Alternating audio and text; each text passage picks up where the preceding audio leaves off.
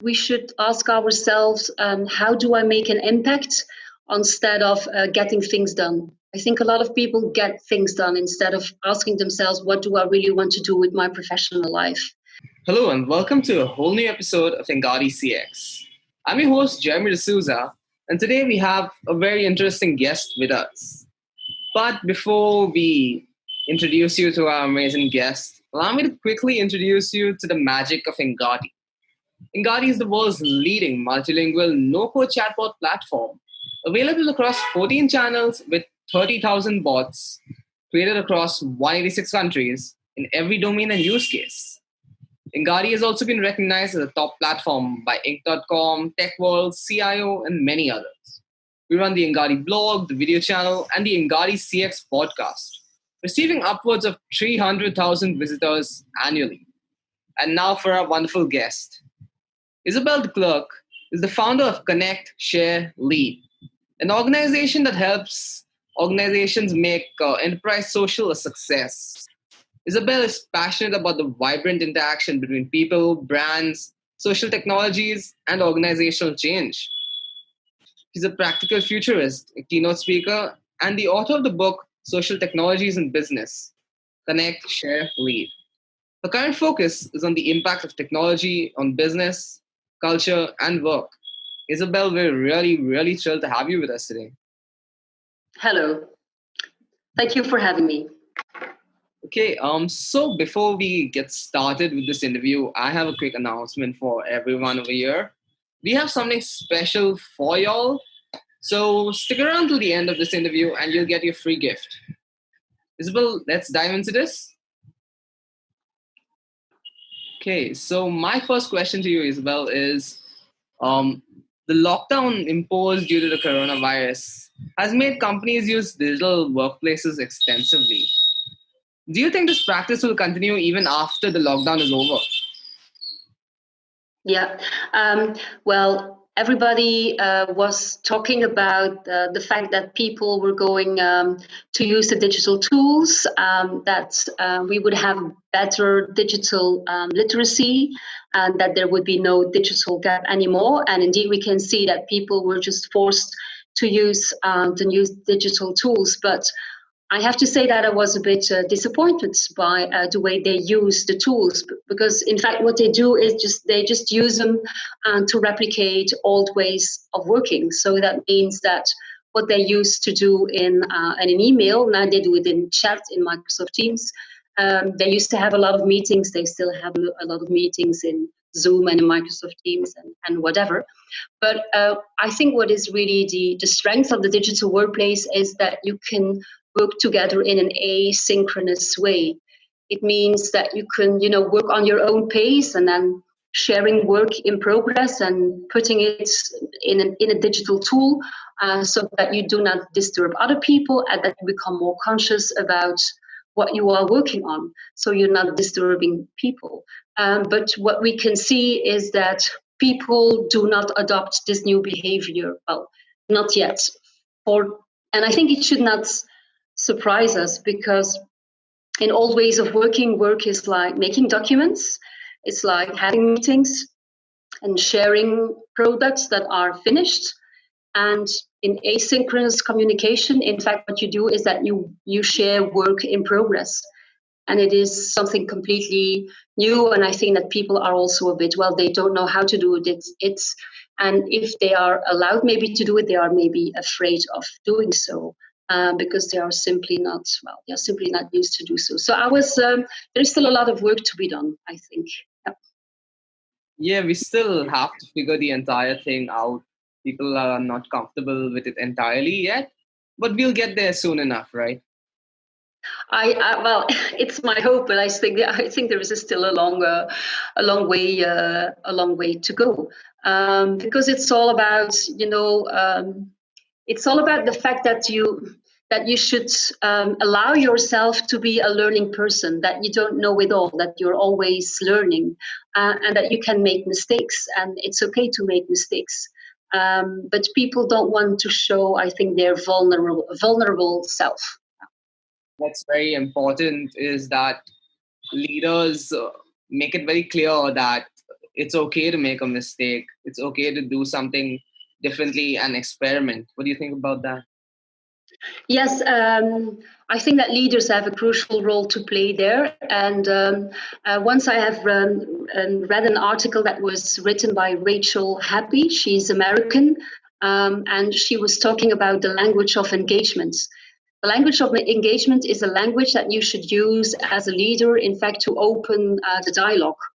For example, if you say, I'm sure that, then it's not the language of engagement because you close the door. You could say, um, I'm very interested to see how things will evolve. I have the impression that, and what do you think? Asking open questions. This is the language of engagement.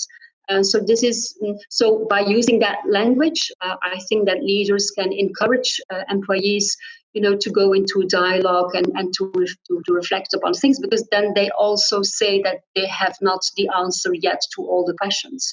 I also think that leaders should encourage their employees to be part of digital communities in Yammer or on LinkedIn or even on Facebook. And I think that, for example, also during meetings, physical meetings or digital meetings, the leaders should show themselves or should talk themselves about what they have learned by their participation on Yammer and on LinkedIn, so that you bridge the asynchronous world with the synchronous collaboration. I think that's leaders have a crucial role to play. But I think that if leaders have gone to very big, business schools, they have learned other things. They have learned not to show themselves as learning persons, as vulnerable persons. They are like Superman or Superwoman. So there's still a long way to go again. But leaders play a crucial role. Yeah, they should definitely not try to position themselves as some sort of benevolent, all-knowing beings. That's how the employees are actually going to get engaged with them and know that it's okay to experiment around and do something different. Yeah, I do agree. Yeah. Isabel, what do you think the leaders' priorities should be for the short term and for the long term? Yeah. One of my favorite topics is the importance of working on your own in a very focused way. Because I have written the book Social Technologies in Business, and I'm crazy about social collaboration. And that's why sometimes people think that I'm always busy in Yammer and on LinkedIn, but it's not like that at all. For example, between 9 and 11 in the morning, I have my focus hours. It means that there I schedule the difficult tasks and I work on my own. So I do not check my emails. I'm not going on social media. I do not talk to other people, and my clients cannot join me. And that really has changed my life. And I have started doing so after reading a book by Paul Newport, and his book is called Deep Work. And I think that if everybody would do that, like, working two hours a day of uninterrupted work, you can really do a lot. You are really efficient and productive, and it's good for your well-being too. So I think that leaders should ask people the questions like, how do you think that you can have an impact? With which activities do you really contribute to the bigger whole, to our mission? Really have conversations about that so that the employees also reflect upon that. If that is clear, they should make them reflect about their most productive hours. Is it in the morning or is it more in the evening? And then block these hours, and then making sure that team members will not disturb other colleagues. That is something that leaders really should do. It has nothing to do with digital. It has to do with the basics of efficiency and productivity. Another thing is that work seems to be always about action, making a presentation, participating in a meeting. And I think work should be also more about reflection. And then you go to the topic of lifelong learning, and I think that learners, for example, in a meeting, instead of asking to their employees, what have you done last week? They could also say, what have you learned last week?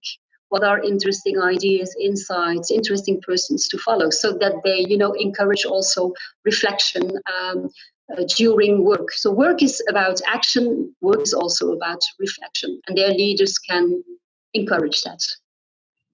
That was a brilliant idea. I really think that the leaders should start something where they have a sort of huddle at the end of a week and they ask them what's something new that you've learned this week, and Yeah, share it with the entire organization so that the rest of us can also grow along with you. It will be like yeah, collective learning. You learn one thing, yeah. someone else gonna learn something else, and you're getting benefits from everyone. It's Yeah, brilliant. that's true. Yeah, that's also one of my favorite topics. It's knowledge sharing and social learning, and we can. One of the advantages of humankind is that we can learn a lot from other people. So the more you are connected with other people who are interesting, from whom you can learn, the more stronger you get as a professional. Passionate advocate for using social tools to bring about change. What exactly do you think they bring to an organization? Yes, I think they bring to the organization that I think they bring like energy. Because the knowledge can flow and it can make other people passionate about certain topics. It also makes sure that that you can be innovative, because innovation comes from the combination of different kinds of information and knowledge. And I think it also brings a lot of proudness to the employee, because with social tools, every employee can speak up, and while speaking up, they can bring their whole self and their true self to work. So they are not just like a position in the organization chart, but they are like, real individuals who are also connected with other people. So there is like energy, proudness, innovation. Yeah, these are some important advantages of the presence of social tools. Yeah, I absolutely believe that when they're exposed to more things over social media, they their minds will be better at making more neural connections between these things, and ideas will start flowing for sure. Yeah. Okay, Isabel, do you have any other thoughts that you'd like to share with our audience today? I think that it all starts with I want to bring the best out of people. And I think we should ask ourselves, how do I make an impact instead of getting things done? I think a lot of people get things done instead of asking themselves, what do I really want to do with my professional life? And maybe it's because I get older, but you only live once and you only have one life. And I am from a Christian religion, and we have like this story in the Bible that says that we have some talents, and each person has other talents. But it is very important to use all of your talents. So I would like to ask to people, wherever they come from and which religion they have or no religion, that what are your talents and are you using them well, and what is your role in the professional world? Just start thinking about that. That's a crucial question to ask yourself. Yeah, you're certainly doing yourself a disservice if you're not using all of your talents, for sure. Isabel, where can the audience find you? I'm sure they're going to want to reach out to you. Yes. Well, one of my favorite spaces is LinkedIn. So I hope that you will write my name under the video so that they can look me up. I also have a website. It's called Connect Share Lead. Like the three English words: Connect Share Lead. And there's they can read my blogs. I also have some podcasts on SoundCloud, so they can also type SoundCloud Isabel De Clercq Connect Your Lead, and they will find me. But my favorite space is LinkedIn, so follow me on LinkedIn. Absolutely. Follow Isabel on LinkedIn, and you're going to get access to like this entire plethora of information out there. So, I did mention that we have a free gift for all of you. Our new ebook, The Evolution of Customer Experience, is out. It's available for all of you to download for free. So, hit the link in the description and get your free ebook, guys. Engati CX will be back with a new episode and a new expert really soon. So, stay tuned.